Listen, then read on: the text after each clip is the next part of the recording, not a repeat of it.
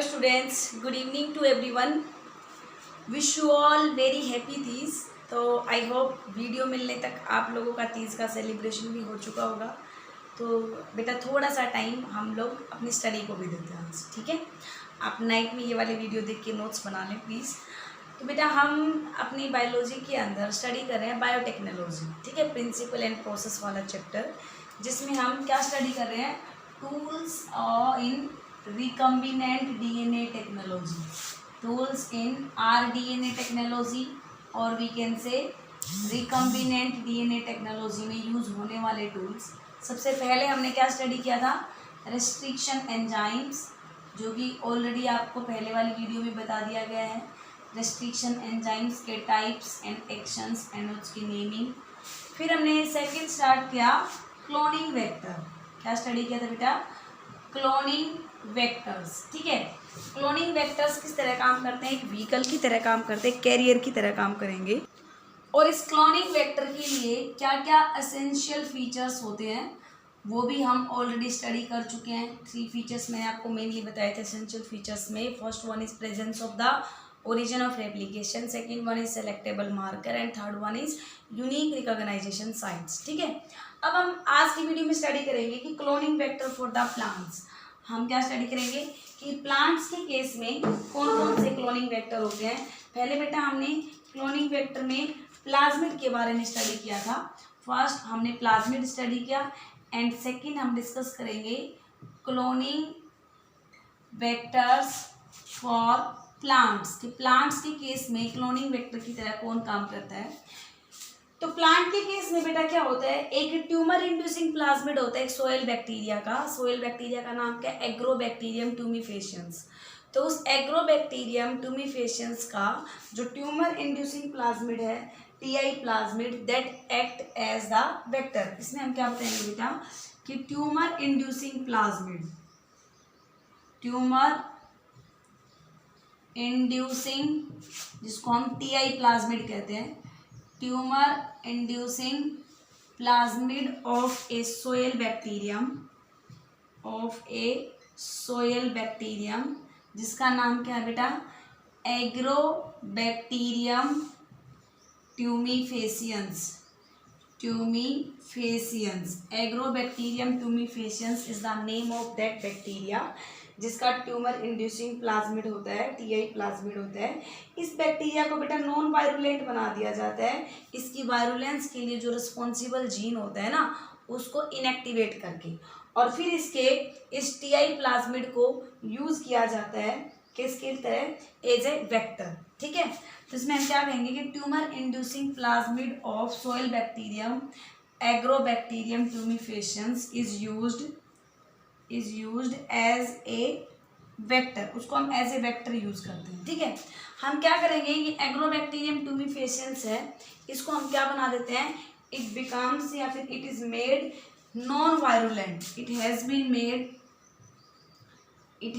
Been made non virulent. देखो अगर हम इसको नॉन वायरुलेंट ना बनाएं तो ये प्लांट्स के अंदर क्या कोज कर देगा, डिजीज कोज कर देगा. तो इसलिए हम इसको नॉन वायरुलेंट बना देंगे उस जीन को इनएक्टिवेट करके जो वायरुलेंस प्रॉपर्टी रखता है. वायरुलेंस का मतलब जो डिजीज कोज करने की प्रॉपर्टी रखता है. It has been made non virulent by inactivating, किसको इनएक्टिवेट करके, by inactivating the gene responsible for its virulence. इसकी वायरुलेंस के लिए जो जीन रिस्पॉन्सिबल होता है उसको इनएक्टिवेट कर दिया जाएगा और इस बैक्टीरिया को क्या बना दिया जाएगा बेटा, नॉन वायरुलेंट बना दिया जाएगा. नॉन वायरुलेंट बैक्टीरिया होने के बाद भी इसके पास क्या प्रेजेंट होता है, इसके पास ट्यूमर इंड्यूसिंग जीन्स होते हैं, मतलब इसके पास टीडीएनए होगा, ठीक है. और इसका जो टीडीएनए होता है, बट इट हैज़, भले ही नॉन वायरुलेंट बन गया हो, but it has TI plasmid. इसके पास क्या प्रेजेंट होगा बेटा, टीआई प्लाज्मिड होगा, जिसके पास एक टीडीएनए होता है. क्या होता है बेटा, टीडीएनए. और इस टीडीएनए की क्या कैपेसिटी होती है कि इस टीडीएनए के अंदर हम कोई भी जीन ऑफ इंटरेस्ट को ट्रांसफ़र करके उसको होस्ट के अंदर मल्टीप्लाई होने के लिए ट्रांसमिट कर सकते हैं, ठीक है ना. और इसी वजह से एग्रोबैक्टीरियम ट्यूमिफेशियंस को एक नेचुरल जेनेटिक इंजीनियर नाम दिया जाता है। तो क्वेश्चन क्या आता है, बहुत ही इंपॉर्टेंट पॉइंट है ये, काफ़ी इंपॉर्टेंट है, यहाँ से मैक्सिमम टाइम पे क्वेश्चन बनता है। किस तरीके से क्वेश्चन बनता है कि why Agrobacterium tumefaciens is known as natural genetic engineer, क्या आता है, या फिर डायरेक्टली ये पूछा जाता है कि प्लांट के केस में नेचुरल जेनेटिक इंजीनियर कौन होता है, या किसको कहा जाता है, या क्यों कहा जाता है। ठीक है, तो नेचुरल जेनेटिक इंजीनियर किसको कहा जाएगा बेटा, agrobacterium tumefaciens is called natural genetic engineer in case of plant. क्यों कहा जाएगा, बिकॉज इट्स टीआई प्लाज्मिड, जिसको हमने क्या नाम दिया, टीडीएनए किया कहा है, is transferred and incorporate into the host cell DNA, जहाँ पे ये होस्ट के डीएनए के साथ साथ में क्या करेगा, अपने नंबर को मल्टीप्लाई करवाएगा और एक्सप्रेस करेगा। तो हम यहाँ पे इसका आंसर क्या लिखेंगे, क्वेश्चन दो तीन तरीके से पूछा जा सकता है कि नेचुरल जेनेटिक इंजीनियर कौन होता है प्लांट के केस में, या फिर डायरेक्टली ये पूछा जाए कि why Agrobacterium tumefaciens is known as natural genetic engineer. तो आप यहाँ पे क्या लिखेंगे, आंसर एग्जैक्टली यही लाइन लिखेंगे जो मैं लिख रही हूँ, क्या कि एग्रोबैक्टीरियम ट्यूमिफेशियंस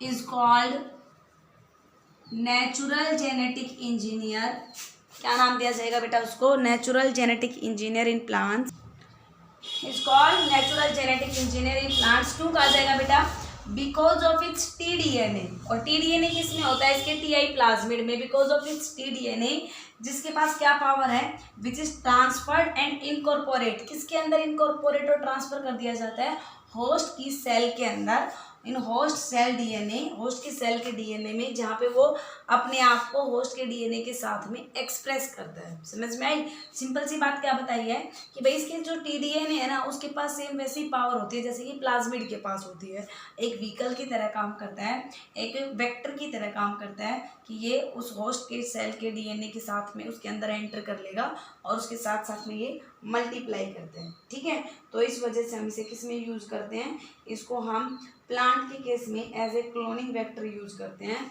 इस एग्रोबैक्टीरियम ट्यूमिफेशियंस को। लेकिन कई बार क्वेश्चन ये आ जाए कि हम उसकी वायरुलेंट प्रॉपर्टी को क्या करेंगे, हम उसकी वायरुलेंट प्रॉपर्टी को इनएक्टिवेट कर देते हैं, उस जीन को इनएक्टिवेट करके जो वायरुलेंस कोज करता है। ठीक है बेटा, तो ये क्या था, cloning vector in case of plants.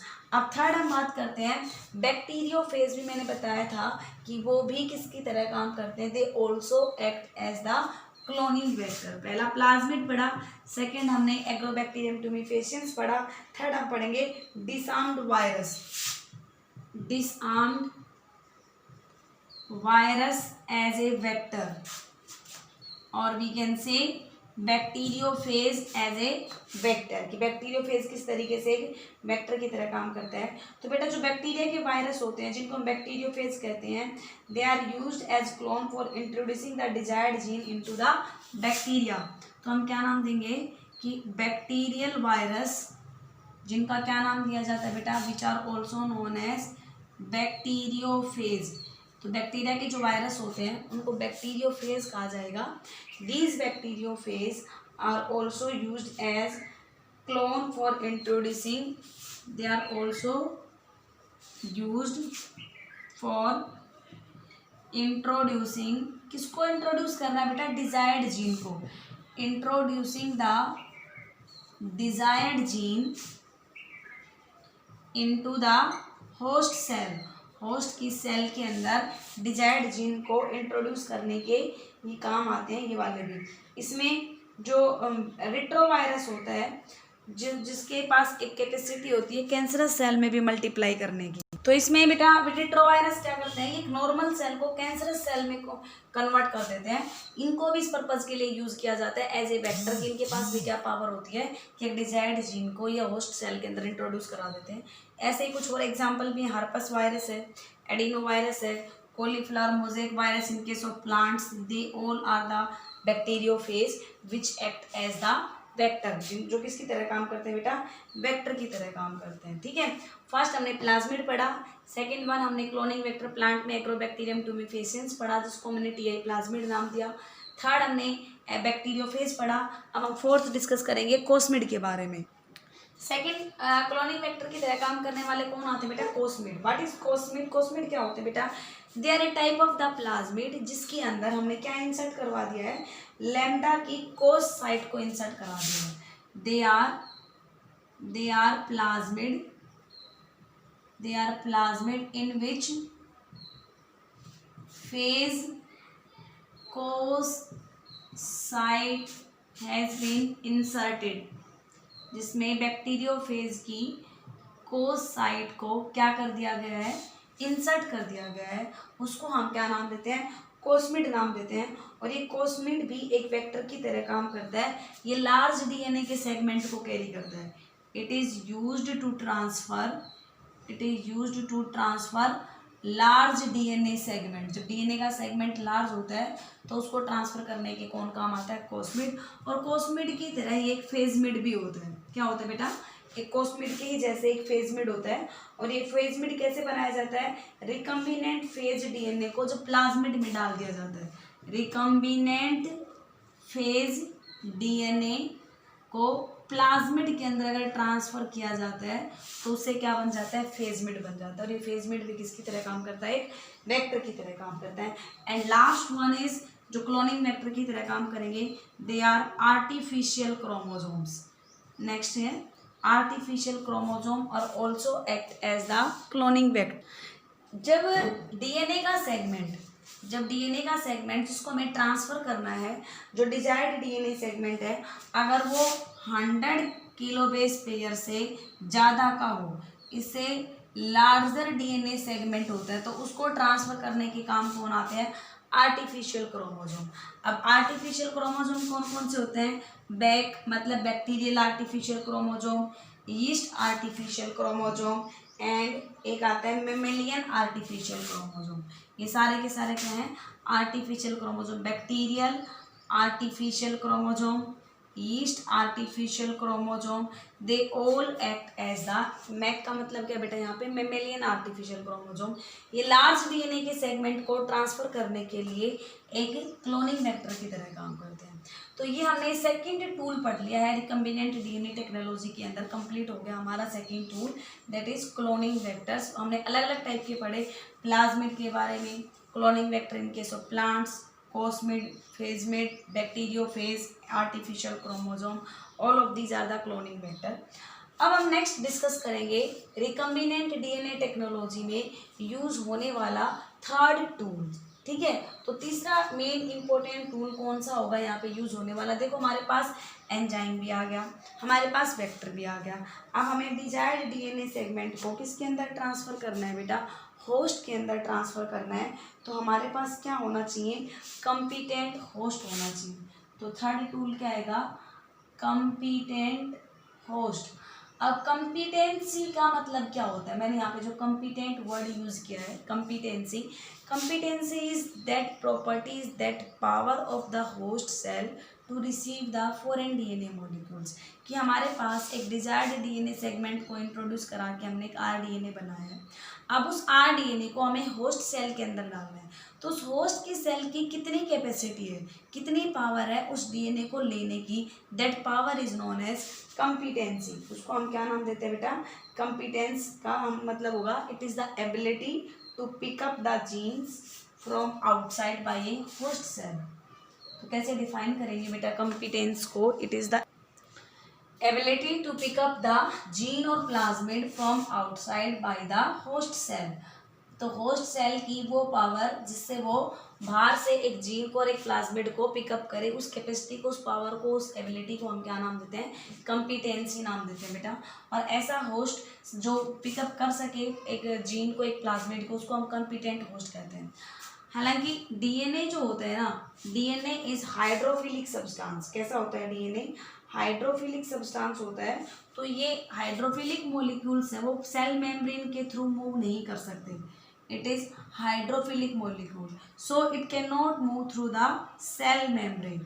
अब बात ये आती है कि सेल मेम्ब्रेन के थ्रू क्यों नहीं मूव कर सकता भाई। आपको पता है हमारी सेल मेम्ब्रेन है वो किसकी बनी होती है, लिपिड्स की बनी होती है। और कोई चीज़ वाटर में सोल्यूबल है तो वो लिपिड में इनसोल्यूबल होगी, वो लिपिड के थ्रू नहीं जा सकती है। तो इसलिए हमें इस होस्ट की सेल को कैपेबल बनाना होगा। क्या करना होगा? होस्ट की सेल को कैपेबल बनाना होगा। कैपेबल कैसे बनाया जाता है? जब हम उसको ट्रीट करें by treating with the divalent ions, उसको एक स्पेसिफिक टाइप के डाइवेलेंट आयन, जैसे कि मान लो कैल्शियम 2 पॉजिटिव आयंस है, इसके साथ जब ट्रीट किया जाएगा उस होस्ट की सेल को, तो वो क्या बन जाती है? वो कैपेबल बन जाती है। वो डीएनए मॉलिक्यूल्स को क्या करेगी? अटैच कर लेगी, उसको अंदर आने देगी। तो क्या प्रोसेस अपनाई जाती है बेटा? सबसे पहले हम क्या करेंगे? एक होस्ट की सेल को डाइवेलेंट आयन ऑफ कैल्शियम, उसके साथ में हम ट्रीट करेंगे। डाइवेलेंट आयन के साथ में ट्रीट करने के बाद it will stimulate the attachment of DNA with the cell membrane. तो क्या कर देगी ये डाइवेलेंट आयन है, ये स्टिमुलेट कर देंगे, it stimulate the attachment of DNA molecule, attachment of DNA molecule. ठीक है, फिर हम क्या करेंगे? फिर हम उस सेल को इंक्यूबेट करेंगे आइस के अंदर। हम उसको आइस के अंदर डाल देंगे उस सेल को जिसके ऊपर डीएनए का मॉलिक्यूल अटैच हो गया। Just imagine this is a cell. इस सेल के ऊपर हमने ये डीएनए मॉलिक्यूल अटैच करवा दिया। पहले इसे कैल्शियम आयन से ट्रीट किया गया, फिर हम इसे क्या करेंगे? फिर हम इसे आइस में डालेंगे। आइस में इंक्यूबेट करने के बाद फिर हम इसे हीट शॉक देते हैं, हीट शॉक ट्रीटमेंट देंगे। आइस से निकालने के तुरंत बाद इसे 42 डिग्री सेल्सियस की हीट पे रखा जाएगा। फिर अगेन इसे आइस ट्रीटमेंट दिया जाएगा। ठीक है, समझ रहे हो क्या थेरेपी अपनाई गई है? पहले सेल को डाइवेलेंट आयन से ट्रीट किया गया, देन उसको आइस में इंक्यूबेट किया गया, फिर उसको हीट शॉक ट्रीटमेंट दिया गया, फिर अगेन उसे आइस में इंक्यूबेट किया गया। और ऐसा करने से जो फॉरेन डीएनए है that will enter into the cell. दोबारा से आइस में इंक्यूबेट करने के बाद जो फॉरेन डीएनए है that will enter into the cell, वो सेल के अंदर क्या कर जाएगा? एंट्री ले लेगा। यही हमें करना था कि हमें फॉरेन डीएनए को सेल के अंदर डालना है। पहला तो तरीका ये होता है डायरेक्टली किस तरीके से हम डीएनए मॉलिक्यूल को सेल के अंदर एंट्री करवाएं। इसके अलावा दूसरे भी बहुत सारे मेथड होते हैं कि जिसके थ्रू हम जीन्स को ट्रांसफ़र करवा सकते हैं। तो बेटा फर्स्ट तरीका क्या बताया आपको? मैंने बताया कि हमने एक सेल को कैल्शियम डाइवेलेंट आयन के साथ में ट्रीट किया, फिर हम उसको आइस के साथ में इंक्यूबेट करेंगे, फिर हीट शॉक ट्रीटमेंट देंगे, फिर अगेन आइस में इंक्यूबेट करेंगे, तब जाके हम उस फॉरेन डीएनए को सेल के अंदर एंट्री दिला सकते हैं। या फिर इसके अलावा दूसरे मेथड और कौन कौन से होते हैं अदर मेथड में अगर हम डिस्कस करें फॉरेन डीएनए को सेल के अंदर एंट्री दिलाने के लिए? फर्स्ट वन आता है माइक्रो इंजेक्शन। माइक्रो इंजेक्शंस क्या होते हैं? बहुत ही छोटे इंजेक्शंस होते हैं, माइक्रो पिपेट होती है। उस माइक्रो पिपेट के थ्रू हम क्या करेंगे? एनिमल की सेल के न्यूक्लियस के अंदर डायरेक्टली उस जीन को एंट्री दिला देते हैं। तो इसमें क्या किया जाता है? With the help of micro pipette gene are inserted into nucleus of animal cell. Animal cell के न्यूक्लियस के अंदर एंट्री दिला देंगे हम माइक्रो इंजेक्शन। दूसरा आता है gene gun. This is very important. ये लास्ट टाइम भी 1 नंबर में पूछा गया था कि जीन गन मेथड क्या होता है, या बायोलिस्टिक गन क्या होती है, या पार्टिकल्स गन क्या होते हैं।